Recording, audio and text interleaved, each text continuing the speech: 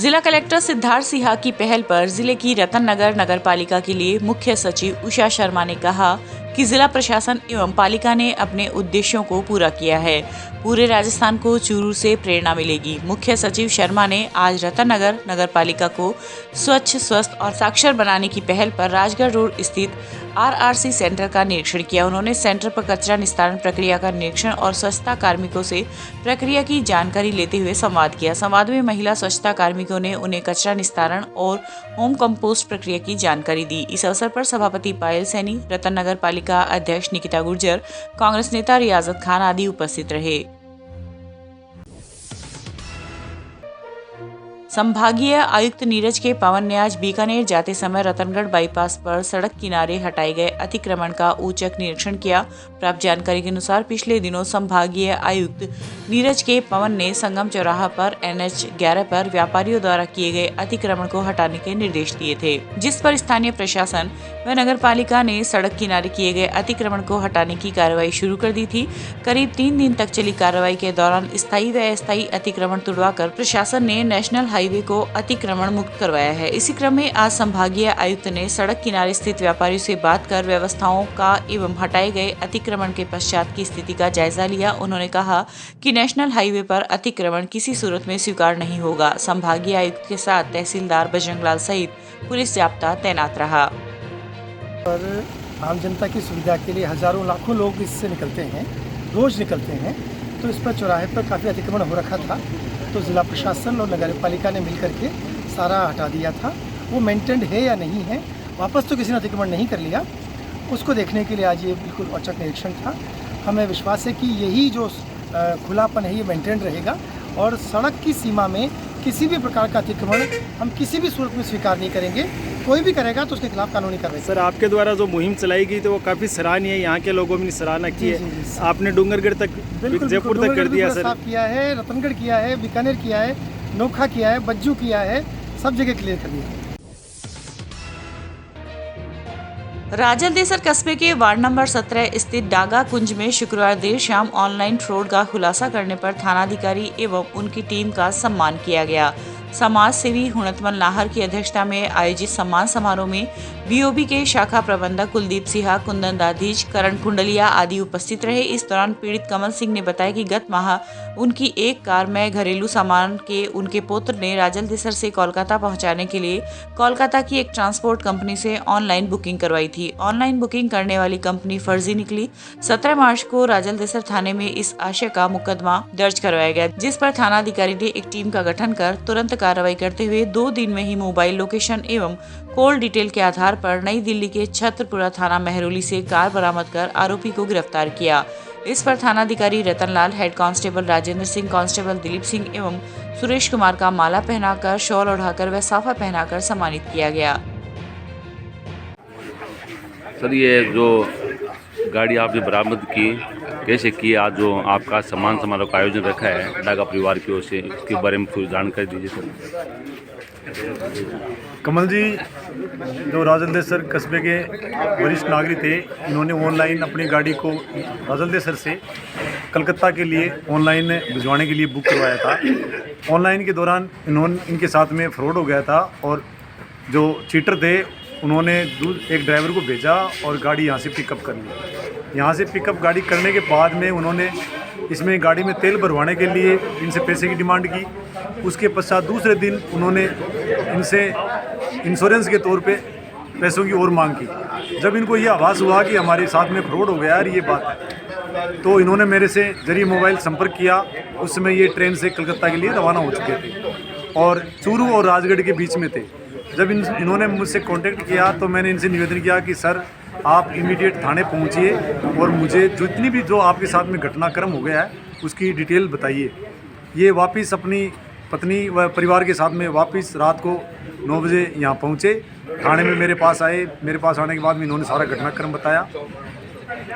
Early in the morning हमने मुकदमा दर्ज किया। मुकदमा दर्ज करने के बाद में मैंने इन्वेस्टिगेशन हमारे साथी राजेंद्र सिंह हेड कांस्टेबल और इनको सौंपने के बाद में इन्होंने इन्वेस्टिगेशन किया और हमने जो यहाँ से गाड़ी ड्राइवर जो लेके गया था उनकी मोबाइल की लोकेशन और कॉल डिटेल निकलवाई, जिसमें हमारे एसपी ऑफिस में साइबर सेल एक्सपर्ट भागीर जी हेड कांस्टेबल है, उन्होंने हमारी पूर्ण मदद की और तुरंत उन्होंने कॉल डिटेल उपलब्ध करवाई और लोकेशन दी। राजेंद्र जी और इनके साथ में दिलीप सिंह जी, मैंने टीम बना के इनको रवाना किया और इन्होंने यूपी पहुंचकर जो ड्राइवर गाड़ी लेके गया था उसका पीछा करते हुए उसके घर तक पहुंच गए। लेकिन तब तक उसको भनक लग गई थी कि पुलिस मेरे पीछे है, तो वो अपने घर से गायब हो गया। लेकिन राजेंद्र सिंह और उनकी टीम ने उसका पीछा नहीं छोड़ा। वहाँ से लोकल पुलिस से सहयोग करते हुए गाड़ी जो दिल्ली में इसकी लोकेशन आ रही थी वहाँ तक पहुँच गए। वहाँ पहुँचने के बाद में गाड़ी को वहाँ पहुँचाने वाले 2 जो लेबर थी वो पार्किंग में गाड़ी खड़ी थी उसके पास में उनको बुलाया और बुलाने के बाद में उनको वहाँ से राउंड अप किया और गाड़ी को पिकअप करके थाने लेके आए। थाने लाने के बाद में हमने उनको पूछताछ करके उनकी गिरफ्तारी की। गिरफ्तारी करने के बाद में उनका पीसी रिमांड लिया। पीसी रिमांड लेने के बाद में उन दोनों को हमने जेसी करवा दिया है। राजस्थान में विधानसभा चुनाव नजदीक है, वहीं चुनाव को लेकर सभी पार्टियों ने अपनी कमर कस ली है। जहां बीजेपी में प्रदेश अध्यक्ष की नियुक्ति के बाद अब अन्य खाली पड़े पदों का रास्ता साफ हो सकता है। कयास लगाए जा रहे हैं कि कल होने वाली विधायक दल की बैठक में चूरू विधायक उपनेता प्रतिपक्ष राजेंद्र राठौड़ को नेता प्रतिपक्ष की मुहर मिल सकती है।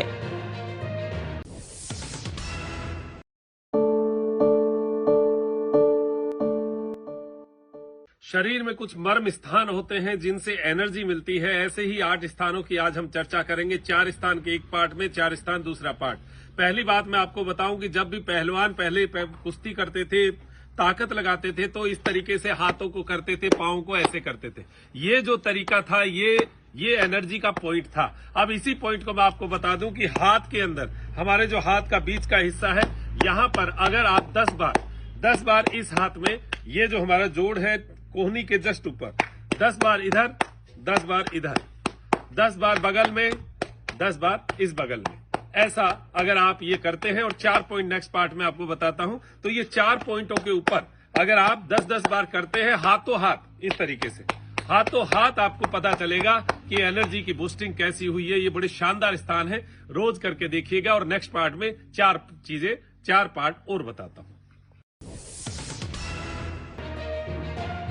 मुख्य सचिव उषा शर्मा ने आज सालासर बालाजी मंदिर में दर्शन कर पूजा अर्चना की। इस दौरान संभागीय आयुक्त नीरज के पवन व जिला कलेक्टर सिद्धार्थ सिंह भी उनके साथ रहे। इस अवसर पर पुजारी परिवार और मंदिर समिति की ओर से बालाजी की प्रतिमा भेंट कर तथा शॉल उठाकर मुख्य सचिव का सम्मान किया गया। सालासर यात्रा के दौरान मुख्य सचिव शर्मा ने सुजानगढ़ ब्लॉक में सुप्रीम फाउंडेशन की ओर से संचालित कंप्यूटर शिक्षा की मोबाइल वैन का भी अवलोकन किया। राजस्थान प्राइवेट हॉस्पिटल संयुक्त संघर्ष समिति के बैनर तले आज डॉक्टरों ने आरटीएच व डूंगरगढ़ विधायक के विवादित बयानों पर नाराजगी व्यक्त की। चूरू इंडियन मेडिकल एसोसिएशन के सचिव डॉक्टर महेश शर्मा ने बताया कि आरटीएच के विरोध में पिछले 14 दिनों से प्रदेश के निजी अस्पताल के डॉक्टर हड़ताल पर बैठे हैं, मगर इसके बाद भी सरकार कोई सकारात्मक रवैया नहीं दिखा रही है। दूसरी ओर डूंगरगढ़ विधायक ने विधानसभा में डॉक्टर के लिए अभद्र भाषा का उपयोग किया है। उन्होंने डॉक्टरों की तुलना कसाई से की है, जो कि गलत है। इस मौके पर आईएमए के जिला अध्यक्ष डॉक्टर बीएल नायक, डॉक्टर मुमताज अली, डॉक्टर दीपक सिंह आदि मौजूद थे।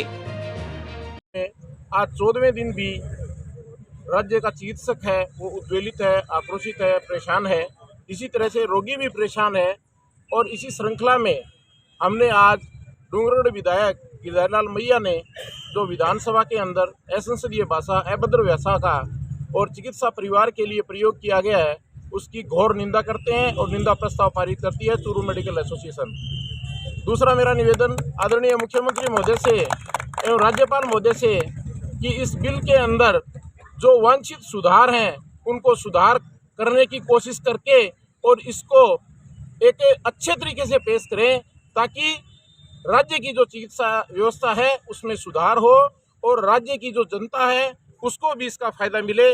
और आप ये न समझें कि राज्य का चिकित्सक है वो भी प्रदेश का नागरिक है, वो आपसे बहुत सारी आशाएं करता है कि उसके साथ भी किसी भी तरह का अन्याय नहीं हो। क्योंकि मेरा निवेदन ये है कि किसी भी सेवा की गारंटी सरकारों की होती है, न कि किसी निजी संस्थान की या निजी व्यक्ति की होती है। ये काम सरकारों के काम है। इसलिए आपसे पुनः निवेदन और पुनः आपसे ये अपेक्षा की जाती है कि आप कृपया इस बिल के अंदर वांछित सुधार करें ताकि इस प्रदेश की जनता को इस बिल का फायदा भी मिल सके और चिकित्सक वर्ग है उसके अंदर भी किसी भी तरह का असंतोष पैदा नहीं हो।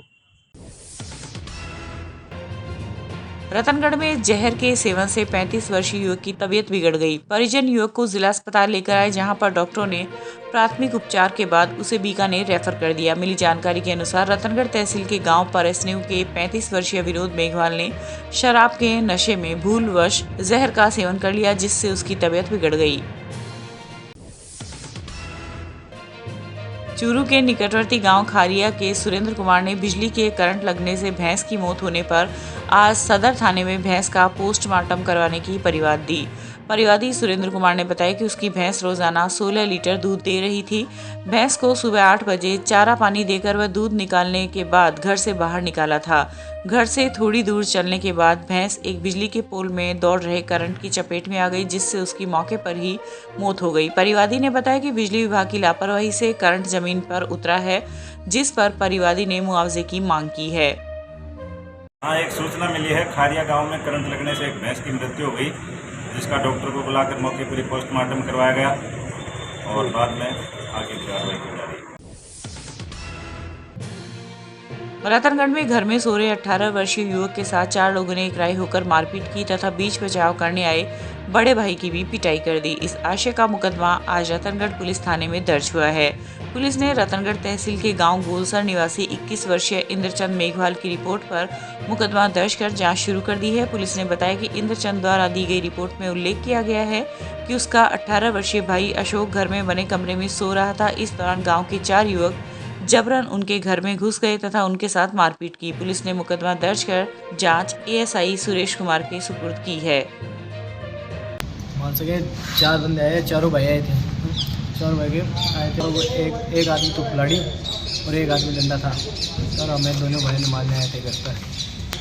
हमें पता नहीं था रहा किसकी वजह से मारने थे, हमें कुछ पता नहीं था, हम तो सो रहे थे।